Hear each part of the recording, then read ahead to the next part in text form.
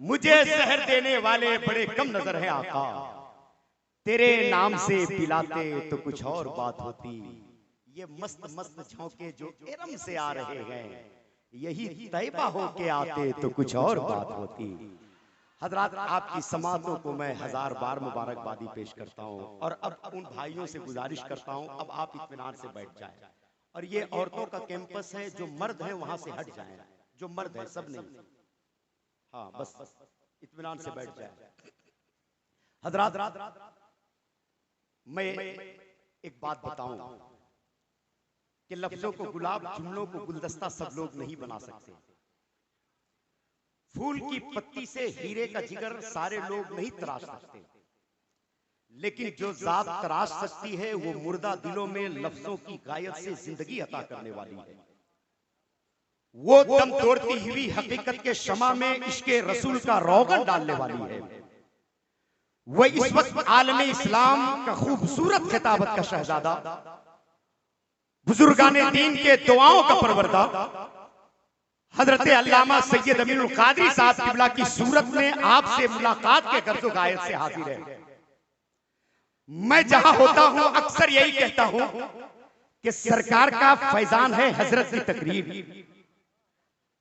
سرکار کا فیضان ہے حضرت کی تقریر، سرمایہ عرفان ہے حضرت کی تقریر، جو درد غم عشق محمد سے ملا ہے اس عشق کی پہچان ہے حضرت کی تقریر۔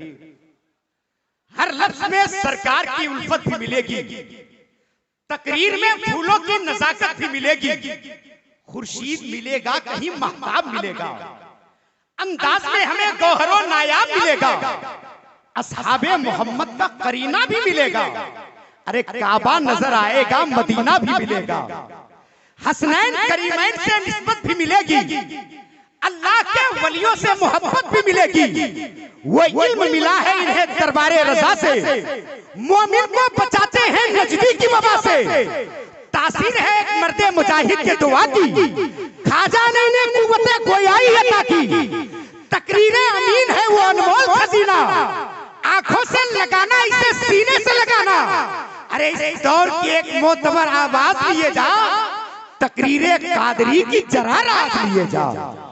اگر یہ خوبیوں بھری والی تقریر سماعت کرنی ہے تو ایک ہاتھ اپنے باپ کے نام پر بلند کر لے، ایک ہاتھ اپنے ماں کے نام پہ بلند کر لے، اور بابا سے بلند یہاں سے فلک شگاف نعرہ، نعرہ تکبیر، ایسے نہیں لگے کہ مقام کتنا ہے اونچا امام زادوں کا، بھرم حسین ہی رکھے غلام زادوں کا، لگا کے نعرہ حیدر حلال زادوں نے حرام کر دیا جینا حرام زادوں کا، نعرہ ایسا لگے، نعرہ تکبیر، نعرہ رسالت، علامہ سید امین القادری صاحب قبلہ، سنی اجتماع، ڈوریوں کا سنی مسلمان، پورے جھارکھنڈ کا سنی مسلمان، نعرہ تکبیر، نعرہ رسالت۔ سوچ اگر تو سوچ سکے تو سوچ محمد کیسے تھے، سوچ اگر تو سوچ سکے تو سوچ محمد کیسے تھے، جن کے لیے خود کعبہ جھکا وہ سوچ محمد کیسے تھے، ارے چاند سے جب جب چاہا کھیلا، جب چاہا تب توڑ دیا، توڑ کے اس کو پھر سے جوڑا، سوچ محمد کیسے تھے۔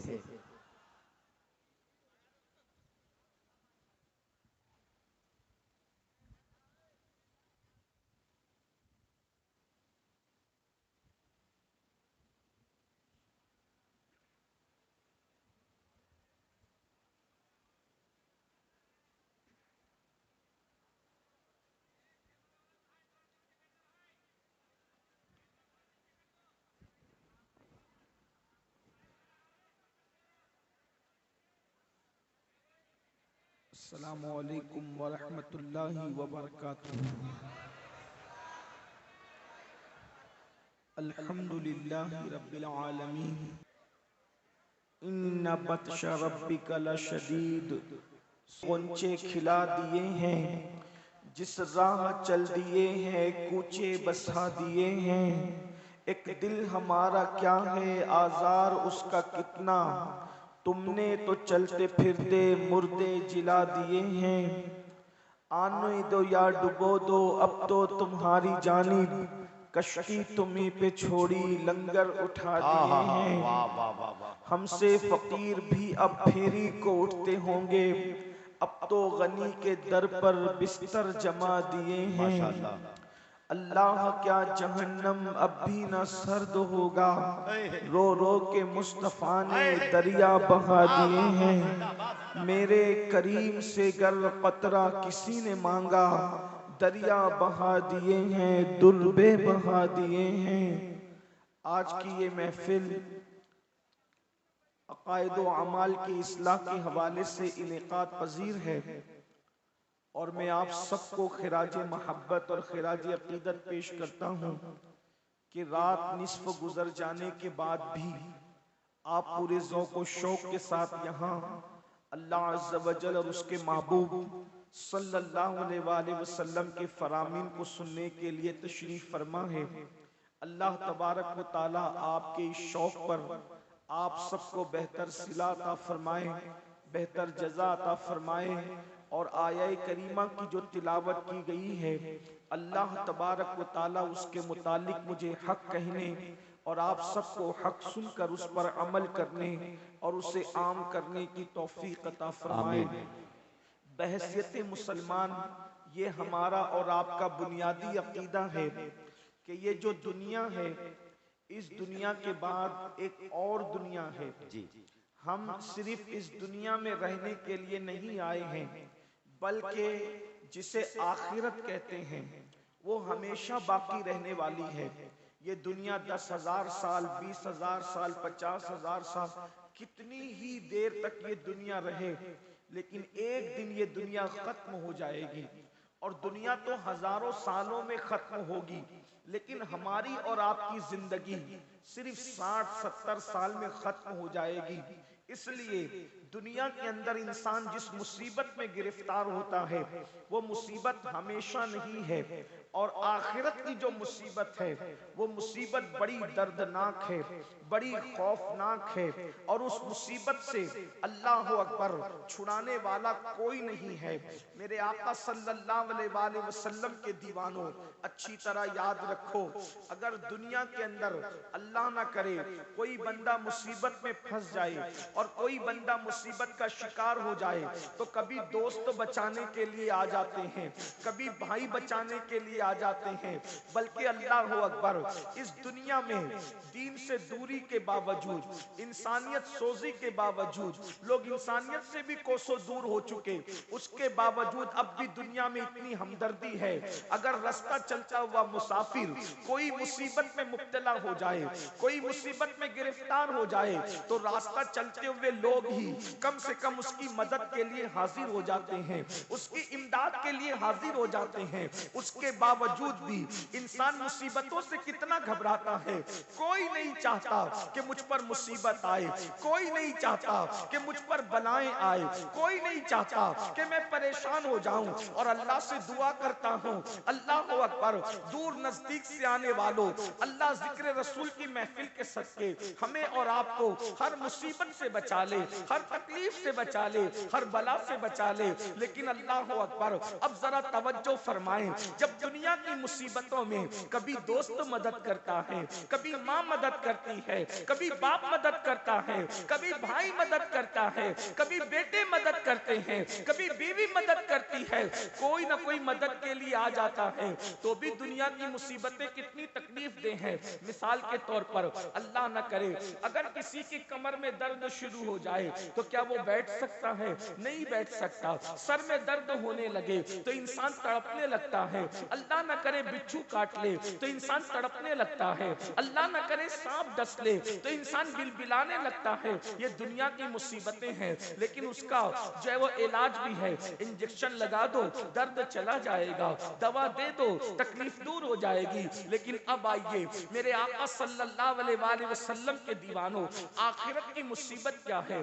آخرت کی مصیبت کو عذاب الہی کہتے ہیں، اللہ کا عذاب کہتے ہیں، اللہ کی پکڑ کہتے ہیں۔ اور اللہ اکبر، اللہ کا عذاب جو آخرت میں تیار کیا گیا ہے، کن کے لیے تیار کیا گیا ہے؟ قرآن کہتا ہے ان الفجار لفی جحیم، جو اللہ کے نافرمان ہے، فاسق و فاجر لوگ ہیں، اللہ نے ان کے لیے جہنم تیار کر رکھا ہے۔ اور اللہ اکبر، یہ جہنم کیا ہے؟ اللہ کے رسول صلی اللہ علیہ وآلہ وسلم نے ارشاد فرمایا کہ جہنم کے اندر آگ ہے، اور اس آگ میں روشنی نہیں ہے، اس کے اندر اگر پہاڑوں کو ڈال دیا جائے تو پہاڑ بھی پگھل جائیں۔ تھوڑی دیر کے لیے تصور کریں، یہ کسی خطیب کی گفتگو نہیں، یہ کسی ادیب کی ادبی جواہر پارے نہیں، یہ کسی مقرر کی تقریر کی جولانیاں نہیں، بلکہ یہ اس رسول کا فرمان ہے جس کے کہنے پر ہم نے اللہ کو ایک مانا ہے۔ یہ اس رسول کا فرمان ہے جس کے کہنے پر ہم نے قرآن کو اللہ کی کتاب مانا ہے۔ تھوڑا تصور کرو، اندازہ کرو میرے بھائیوں اور بہنیں موجود ہیں تو ان کی بھی توجہ۔ اللہ اکبر، جس جہنم کے اندر پہاڑ بھی پگھل جائیں، پتھر نہیں بلکہ پتھروں کا مجموعہ، پتھروں سے بنے ہوئے پہاڑ بھی جس جہنم کے اندر پگھل جائیں گے، اس جہنم کے اندر میرا اور آپ کا کیا حال ہوگا؟ اللہ رب العزت سے دنیا کی مصیبتوں سے چھٹکارے کے لیے دعا مانگنے والوں، دنیا کی مصیبتوں سے ڈرنے والوں، ذرا تصور تو کرو، ذرا گمان تو کرو، جس میں پہاڑ پگھل جائیں گے اس میں انسان کی پوزیشن کیا ہوگی، انسان کی ہڈی اور چمڑی کا حال کیا ہوگا؟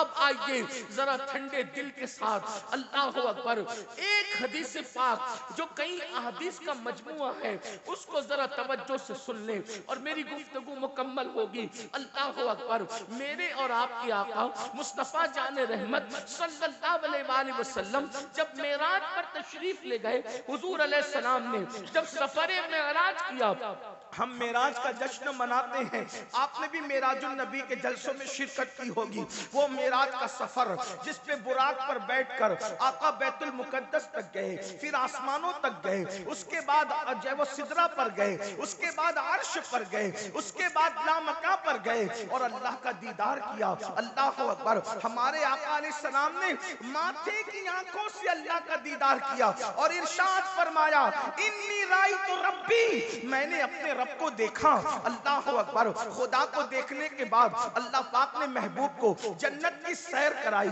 اور جنت کی سیر کے بعد اللہ رب العزت نے جہنم کا مشاہدہ کرایا۔ مشاہدے کا مطلب علماء فرماتے ہیں محبوب کو جنت میں بٹھا کر جہنم دکھائی گئی۔ حبیب یہ جہنم دیکھیے۔ اب اللہ کے رسول علیہ السلام نے جو جہنم کا ماحول دیکھا اس کو بیان فرمایا، اس کو ذرا سن لے۔ یہ معراج النبی کے بیان کا ایک حصہ ہے اور اللہ پھر سوچو کہ ہم کہاں ہوں گے، ہماری کیفیت کیا ہوگی۔ اللہ کا عذاب کیا ہے؟ قرآن کہتا ہے ان بطش ربک لشدید، تیرے رب کی پکڑ بڑی سخت ہے۔ اللہ کی پکڑ سے ڈرو، اللہ کی پکڑ سے ڈرو، اس لیے کہ جب وہ پکڑ کرے گا، جب وہ عذاب دے گا تو بھائی کو پتہ بھی نہیں چلے گا، باپ کو پتہ بھی نہیں چلے گا، ماں کو پتہ بھی نہیں چلے گا۔ میرے امام کہتے ہیں ان کے سوا رضا کوئی حامی نہیں جہاں، ان کے سوا رضا کوئی حامی نہیں جہاں، گزرا کرے پسر پہ پدر کو خبر نہ ہو، جب بیٹے پہ گزرے گی تو باپ کو پتہ بھی نہیں چلے گا، کسی کو پتہ نہیں چلے گا۔ اور یاد رکھنا اگر کوئی سوچے کہ پتہ بھی چل جائے تو کوئی کر کیا سکے گا۔ اللہ اکبر، وہاں تو کسی کو اجازت ہی نہیں ہوگی، وہاں تو کسی کو اللہ اکبر وہاں تو کسی کی طاقت بھی نہیں ہوگی۔ میرے امام مزید فرماتے ہیں، کہتے ہیں کہ شفاعت کرے حشر میں جو ہماری، سوا تیرے کس کو یہ قدرت ملی ہے؟ ارے سب کو اپنی اپنی پڑی ہوگی۔ اللہ اکبر، اب اب آئیے معراج النبی میں، معراج کے شب میں اللہ کا دیدار بھی کیا، جنت کی سیر بھی کی، اور جہنم کا جو مشاہدہ کیا اس کو سنیں۔ میرے اور آپ کے آقا و مولا خاتم النبیین قائد المرسلین سید العالمین فرماتے ہیں کہ جب میں نے، اے میرے صحابہ، آقا صحابہ کو بیان کر رہے ہیں، اے میرے صحابہ، جب میں نے جہنم کا مشاہدہ کیا، آقا ارشاد فرماتے ہیں تو میں نے دیکھا ایک بندہ لیٹا ہوا ہے، جہنم کے اندر لیٹا ہوا ہے۔ ہائے ہائے، اللہ کے رسول بیان کر رہے ہیں جہنم کے اندر لیٹا ہوا ایک بندہ، اور ایک بہت بڑا پتھر اس کے سر پہ مارا جا رہا ہے۔ اللہ اکبر، میں آپ کے اور اپنے چہرے کو دیکھتا ہوں تو مجھے بھی اپنے آپ اور آپ پر بھی ترس آتا ہے کہ اللہ اکبر، کتنے کمزور ہیں ہم لوگ، اور خدا کا عذاب کتنا طاقتور ہے، کیسا وہ خوفناک ماحول ہوگا۔ اللہ کے سچے نبی فرما رہے ہیں، اور یہ بات سننا اور دھیان سے سننا، بہت غور سے سننا، بہت دیر تک آپ کو امتحان میں نہیں رکھیں گے، مختصر میں، لیکن یہ کسی کے دل کی آواز ہے، یہ کسی کے دل کی صدا ہے۔ اے میری قوم کے جوانوں، سوچو تو صحیح، اللہ اکبر، جہنم کی آگ پر کوئی لیٹا ہو اور اس کے سر پہ بڑا پتھر مارا جا رہا ہو، اللہ کے رسول بیان کر رہے ہیں، اللہ کے سچے نبی بیان کر رہے ہیں، اللہ اکبر، یہ اتنے سچے ہیں، سچے تو دنیا میں بہت آئے، لیکن میرے نبی اتنے سچے ہیں جن کی سچائی کی گواہی ان کے دشمن بھی دیتے ہیں، دشمن بھی جسے صادق الوعد الامین کہتے ہیں، جس کی سچائی کی گواہی اللہ تبارک و تعالیٰ دیتا ہے۔ اللہ اکبر، ذرا غور تو کریں، یقیناً آپ کو معلوم نہیں ہے اس لیے آپ کہیں اور جا رہے ہیں، یہ جلسے اسی لیے تو ہے، ہمارے نقیب صاحب نے اسی لیے فرمایا یہ جلسے اسی لیے تو ہے تاکہ آپ کی معلومات میں اضافہ ہو، آپ کو بتایا جائے، آگاہ کیا جائے کیا ہو رہا ہے۔ اللہ اکبر،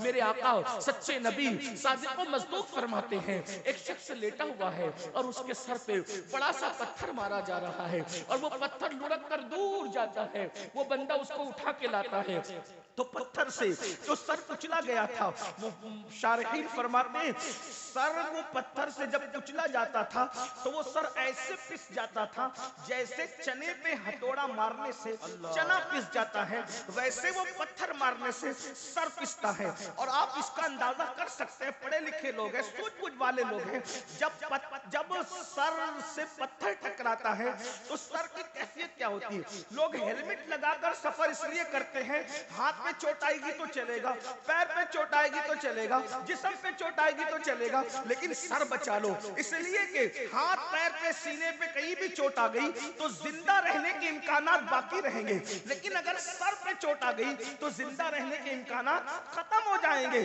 اللہ اکبر، اس لیے لوگ ہیلمٹ لگاتے ہیں، ہماری حکومت کی طرف سے بڑی پابندی ہیلمٹ کے لیے، بہت اچھی بات ہے، لگانا چاہیے، لیکن سوچو میرے بھائیوں، اللہ کے سچے نبی صادق و مصدوق فرماتے ہیں سر کچلا جاتا ہے اور اس کی کیفیت شارحین کیا بیان کرنے، جیسے چنے پہ ہتھوڑا مارنے سے چنا پس جاتا ہے، اسی طرح سر کچلا جا رہا ہے، اور سر کچلنے کے بعد وہاں موت نہیں آنی ہے کسی کو، وہاں نہ جینے دیا جائے گا نہ مرنے دیا جائے گا۔ اللہ اکبر، کیا دردناک صورتحال ہے۔ اللہ اکبر، آقا فرماتے ہیں پتھر لڑک کر جاتا ہے، سر پھر درست کر دیا جاتا ہے، پھر پتھر مارا جاتا ہے، پھر وہ ویسے ہی پس جاتا ہے، پھر پتھر لڑک کر جاتا ہے، پھر لایا جاتا ہے، سر ویسے ہی پس جاتا ہے۔ میرے آقا فرماتے ہیں میں نے جبریل سے پوچھا، اے جبریل یہ کون لوگ ہیں اور ان کو یہ دردناک عذاب کیوں دیا جا رہا ہے؟ تو جبریل امین عرض کرتے ہیں یا رسول اللہ صلی اللہ علیہ وآلہ وسلم، یہ لوگ نماز نہیں پڑھتے تھے دنیا میں، اس لیے ان کا یہ حال ہے۔ اللہ اکبر، میرے بھائیوں آپ سے پوچھنا چاہتا ہوں، آپ لوگ 4 گھنٹے سے، کوئی 5 گھنٹے سے، کوئی 3 گھنٹے سے اس جلسے میں بیٹھا ہوا ہے، لیکن آپ سے پوچھتا ہوں کتنے شوق سے جلسے میں آتے ہو، جلسے گھنٹوں چلتے بیٹھتے ہو، اللہ اکبر، لیکن نماز پڑھنے میں کتنا ٹائم لگتا ہے؟ صرف 10 منٹ کا ٹائم لگتا ہے، ایک وقت کی نماز میں صرف 10 منٹ کا ٹائم، اور اگر 5 وقتوں پڑھنے تو صرف 50 منٹ کا ٹائم لگتا ہے۔ اب آپ مجھے بتائیں 50 منٹ نہ نکالنے والوں کتنے دردناک عذاب کی طرف تم جا رہے ہو، کتنے دردناک عذاب کو چیلنج کر رہے ہو، کتنے دردناک عذاب کو آواز دے رہے ہو، اور پھر سن لو کوئی بچانے والا نہیں ہے، امام آواز دے رہے ہیں ان کے سوا رضا کوئی حامی نہیں جہاں، گزرا کرے پسر پہ، پسر کہتے ہیں بیٹے کو، گزرا کرے پسر پہ، پدر کو خبر نہ ہو، پدر کہتے ہیں باپ کو، باپ کو بھی خبر نہیں ہوگی۔ اور سن لو، بچانے والی ایک ذات ہے، وہ محمد الرسول اللہ کی ذات ہے۔ اب ان کی حدیث سنو، آقا ارشاد فرماتے ہیں کہ جس نے جان بوجھ کے نماز چھوڑ دی، قیامت کے دن اس کے ساتھ میرا کوئی وعدہ نہیں ہے۔ اللہ اکبر۔ دھوکے میں مت رہنا، اللہ کے رسول نے آگاہ کر دیا، حضور علیہ السلام نے آگاہ کر دیا، ان کے ساتھ میرا کوئی وعدہ نہیں ہے۔ جو نماز چھوڑ دیتے ان کے ساتھ آقا فرماتے ہیں میرا کوئی عہد نہیں ہے، کوئی وعدہ نہیں ہے۔ مسجدوں کو ویران کرنے والوں، مسجدوں سے کوسوں دور بھاگنے والوں، بتاؤ کیا یہ عذاب ہم سے برداشت ہو سکے گا؟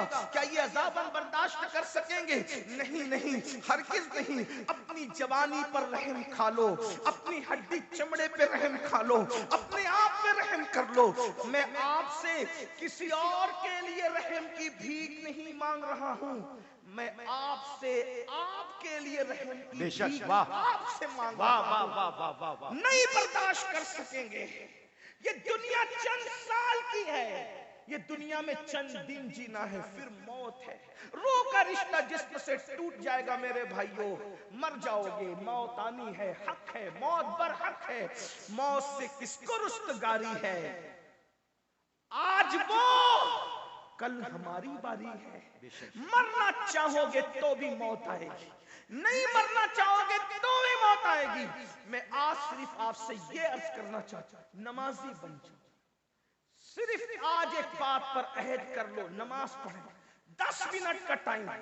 بھائیوں پان بھی کھاؤ نا، پان تو پان کھانے میں بھی 10 منٹ سے زیادہ کا ٹائم لگتا ہے۔ پان کھانے کے لیے بھی 10 منٹ سے، نماز کے لیے تو پان کھانے سے بھی کم ٹائم میں نماز ہو جاتی ہے۔ صرف 10 منٹ، 10 منٹ دیجیے اور جہنم سے بچ جائیے، 10 منٹ دیجیے اور مصیبتوں سے بچ جائیے، 10 منٹ دیجیے اور اللہ کے عذاب سے بچ جائیے۔ یقین جانیے، جس دن تم مسجد کے قریب آؤ گے، وہ دن دنیا کی خوشیوں کا دن بھی ہوگا اور آخرت میں نجات کا دن بھی ہوگا۔ اس لیے کہ میں اپنی طرف سے نہیں کہہ رہا ہوں، انسان کی فطرت ہے، جب انسان کو کہا جاتا ہے یہ کام کرو، یہ کام کرو، تو انسان پوچھتا ہے اس کام کا ریزلٹ کیا ہے، نتیجہ کیا ہے، یہی تو پوچھتا ہوں۔ قرآن کہتا ہے، اللہ اکبر، اسلام کہتا ہے کہ جب اذان ہوتی ہے تو کیا کہا جاتا ہے؟ حی علی الصلاۃ، آؤ نماز کی طرف۔ تو دماغ میں سوال پیدا ہو سکتا ہے، نماز پڑھیں گے تو کیا ریزلٹ ملے گا، کیا ملے گا ریزلٹ؟ تو فوراً مؤذن کہتا ہے حی علی الفلاح، یہ بات مسجد ہی سے کہی جاتی ہے۔ نماز پڑھنا تمہارا کام ہے اور کامیابی عطا کرنا نماز جس کی پڑھی جا رہی ہے اس قادر و جبار کے کرم ہے۔ جب تک مسلمان مسجد میں آ کر کے نماز پڑھتا رہے گا، اس کو فلاح ملتی رہے گی، کامیابی ملتی رہے گی۔ مسلمانوں، تم نے جنگوں میں بھی نماز نہیں چھوڑا، تم نے فاقے میں بھی نماز نہیں چھوڑا، تم نے مصیبتوں میں بھی نماز نہیں چھوڑا، تم نے دریاؤں کے سفر میں بھی نماز نہیں چھوڑا۔ تمہاری کیفیت یہ تھی، دی اذانیں کبھی یورپ کے کنیساؤں میں اور افریقہ کے تپتے ہوئے صحراؤں میں، دشت تو دشت ہے، دریا بھی نہ چھوڑے ہم نے، بحر ظلمات میں دوڑا دیے گھوڑے۔ نعرہ تکبیر، نعرہ رسالت، پیغام اسلام۔ جب تک نماز پڑھتے رہے، روزی کے لیے تم کبھی پریشان نہیں تھے۔ جب تک نماز پڑھتے رہے، بیٹی کے رشتے کے لیے تم کبھی پریشان نہیں تھے۔ جب تک تم نماز پڑھتے رہے، اللہ اکبر، تم کبھی کسی سے مصیبتوں کا شکوہ نہیں کرتے تھے، اس لیے کہ اللہ کی چوکھٹ پہ سب کے مسائل کا حل ہے۔ اپنے مسئلے کا حل کیوں نہیں ہوگا؟ بڑی معذرت کے ساتھ، جب سے اللہ کا در چھوڑ، یاد رکھنا، اللہ کا در جس دن سے چھوڑا، جس دن سے اللہ کا در چھوڑا، دنیا اپنی دشمن بن گئی۔ ایک بات یاد رکھنا، یہ دشمن وہ دشمن وہ دشمن اپنی جگہ ہے۔ انسان جب نماز چھوڑ دیتا ہے تو اللہ خود انسان کو اپنا دشمن بنا لے۔ اللہ، آپ اتنا یاد رکھیں، اس کا مطلب اگر دنیا میں توجہ کر، اگر دنیا میں فرعون کی حکومت نہ بھی ہو، سلیمان علیہ السلام کی حکومت ہو، اور تم نماز چھوڑو تو تمہارے ساتھ یہی کیا جائے گا جس کے تم حقدار۔ اللہ یہ جملہ بہت قیمتی، گھر جا کر اس جملے پہ سوچنا۔ اگر حکومت فرعون کی نہ ہو، فرعون کو حکومت میں نہ لایا جائے، سلیمان علیہ السلام کی حکومت ہو، تو بھی تمہارے ساتھ ہونا وہی جس کے تم مستحق۔ کیوں؟ اس لیے کہ جو نماز چھوڑ دے، اگر اسلامی حکومت ہو تو کیا کیا جائے گا؟ پوچھو، نماز چھوڑنے والے کی اسلامی حکومت میں کیا پوزیشن ہے؟ وہ علماء سے پوچھو نا، کیا اس کی پوزیشن ہے؟ کم سے کم امام اعظم کا فتویٰ یہ ہے کہ اس کو جیل میں ڈالا جائے۔ جس امام اعظم ابو حنیفہ رحمت اللہ علیہ کے مقلد ہو، ابھی امام شافعی کا مسلک تو میں نے بیان ہی نہیں، اور میں نے وہ بیان بھی نہیں کیا، لیکن آپ سے عرض کرنا چاہتا ہوں، ابھی میں نے غوث پاک کا مسلک بھی بیان نہیں کیا، وہ بھی میں نے بیان نہیں کرنا۔ ابھی آپ نے میں نے امام مالک کا مسلک بیان نہیں کیا، وہ بھی بیان نہیں کرنا، لیکن آپ سے پوچھتا ہوں اپنے امام کی۔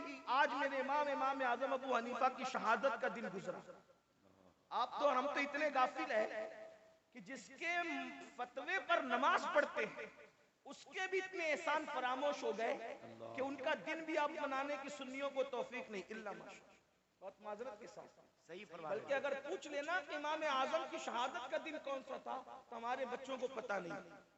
بہت معذرت کے ساتھ جان بخشیوں تو ایک جملہ کہہ دوں، گلی کے ننگے دھڑنگے پیروں کا اس تو تمہیں یاد ہے، اور جس نے اتنا احسان کیا فقہ کو مدون کیا، جس کے مسلک اور فتوے پر عمل کرتے ہوئے ہم نمازیں پڑھتے، روزہ رکھتے، حج کرتے ہیں، آج اس امام کا دن اتنے سناٹے میں گزر جاتا، پتہ ہی نہیں لوگوں۔ کون ہے امام اعظم؟ 100 مرتبہ خدا کو خواب میں دیکھنے والی ہستی، جس نے 100 بار اللہ کا دیدار کیا ہے خواب میں۔ سبحان اللہ۔ یہ بات میں اپنی طرف سے نہیں کہہ رہا ہوں، خیرات الاحسان کے اندر یہ بات لکھی ہوئی ہے کہ ہمارے امام اعظم ابو حنیفہ نے 100 بار اللہ کا دیدار کیسے کیا، یہ تو دیدار کرنے والا جانے، لیکن سوچو یہی مسئلہ ہمارے علماء بیان کرتے ہیں۔ اسی لیے اللہ کا دیدار اہل سنت کے نزدیک خواب میں جائز ہے۔ اللہ کو کوئی دنیا میں ماتے کی آنکھ سے نہیں دیکھ سکتا، لیکن خواب میں خدا کا دیدار ممکن ہے۔ یہ ہمارے علماء مسئلہ بیان کرتے ہیں۔ بار شریعت بھی آپ اٹھا کر کے دیکھ لیں، سبع سنابل شریف بھی آپ اٹھا کر کے دیکھ لیں، اسی طرح خیرات الاحسان اٹھا کر کے آپ دیکھ لیں، آپ کو پتہ چلے گا۔ سوچو تو کتنا بڑا ولی، کتنا بڑا ولی، کتنا بڑا ولی، ارے کتنا بڑا ولی، داتا علی حجویری کا امام، داتا علی حجویری کا امام اعظم ہے، غریب نواز کا امام اعظم ہے، صابر کلیر کا امام اعظم ہے، محبوب الہی کا امام اعظم ہے، اللہ اکبر قطب الدین بختیار کاکی کا امام اعظم ہے، اور ہم سنیوں کے امام اعلیٰ حضرت کا امام بھی امام اعظم ہے۔ زندہ باد، زندہ باد۔ بڑے بھول گئے، اتنے بات یہی ہے کہ ہم نے کس احسان کرنے والے کا احسان رکھا ہے جو ان کا رکھا ہے۔ بہت معافی کے ساتھ 2 شعبان المعظم کو آپ کو منانا چاہیے، امام اعظم ابو حنیفہ رحمت اللہ تعالی علیہ کا دن منانا چاہیے۔ یہ وہ امام ہے کہ جن کے مزار پر امام شافعی جایا کرتے تھے، اور امام شافعی کہتے ہیں جب مسئلہ حل نہیں ہوتا تو میں امام اعظم کے مزار پہ جا کر کے ان کے مسلک اور فتوے کے مطابق نماز پڑھتا ہوں، اور ان کی روح سے استمداد طلب کرتا ہوں، مدد طلب کرتا ہوں، ان کے وسیلے سے دعا کرتا ہوں، اللہ رب العزت امام اعظم کے صدقے میں میرا وہ مسئلہ مجھ پہ حل سبحان اللہ، سبحان اللہ۔ جس کے مزار پر امام اعظم کے امام شافعی جیسے لوگ جائیں۔ میرے بھائیوں کون ہے امام؟ بہرحال امام اعظم کی بات چل گئی، عرض کیا کر رہا تھا، کم سے کم امام اعظم کا فتویٰ بے نمازی کے لیے کیا ہے؟ اس کو قید میں رکھا، جیل میں ڈالا جائے گا، جیل میں ڈالا جائے گا، کس کو؟ بے نمازی کو۔ اس کا مطلب یہ ہے کہ اگر حکومت کسی مسلم تاجدار کی بھی ہو اور اسلامی نقطۂ نظر سے تم نماز نہیں پڑھو گے تو جیل میں پہلے تمہیں ڈالا جائے گا۔ آج جیل سے ڈرتے ہو، کیوں جیل میں ڈالے جا رہے؟ مسلمانوں کی حکومت میں بھی جیل میں ڈالے جاؤ گے، وہ نماز نہیں پڑھتے، اور یہ تو دنیاوی بات ہے۔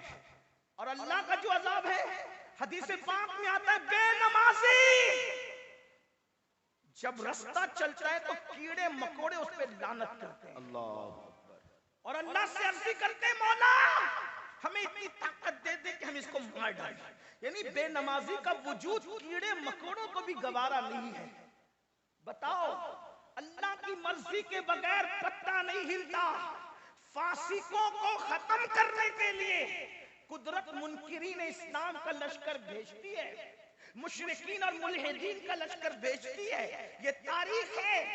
اگر آج آپ دین کی طرف نہیں آؤ گے تو اس سے بدترین حالات دیکھنے کو ملیں گے. بطور بددعا نہیں بلکہ حدیث کی روشنی میں تمہیں آگاہ کیا جا رہا ہے. جلسے میں آنے والوں, اگر دنیا اور آخرت کو بہتر بنانا ہے تو اللہ کی پناہ میں آؤ. حدیث پاک ہے, اللہ کے رسول علیہ السلام فرماتے ہیں جو نماز چھوڑ دیتا ہے اللہ اپنی امان کی چادر اس کے سر سے ہٹا لیتا ہے. اللہ اپنی پناہ سے اس کو باہر کر دیتا ہے. لوگوں کو برادری کے باہر ہونے کا خوف ہے. اللہ جس کو اپنی پناہ سے باہر کر دے, اللہ جس کو اپنی امان سے باہر کر دے, اس کا حال کیا ہوگا؟ اس کو تو چوہے بھی کچل ڈالیں گے, اس کو تو مچھر بھی چاٹ ڈالیں گے, اس کو تو اللہ اکبر جانور اور پرندے اور چرندے بھی ختم کر دیں گے. کیونکہ اللہ جس سے پناہ ہٹا لے, یاد رکھنا اللہ کی پناہ بہت بڑی چیز ہے. اگر اللہ پناہ دینے پر آئے, توجہ, اگر اللہ پناہ دے, اگر اللہ پناہ دے تو اللہ کی پناہ کی شان یہ ہے کہ وہ مکڑی کے جالے سے بھی بڑے سے بڑے طاقتور کی حفاظت کر لیتا ہے.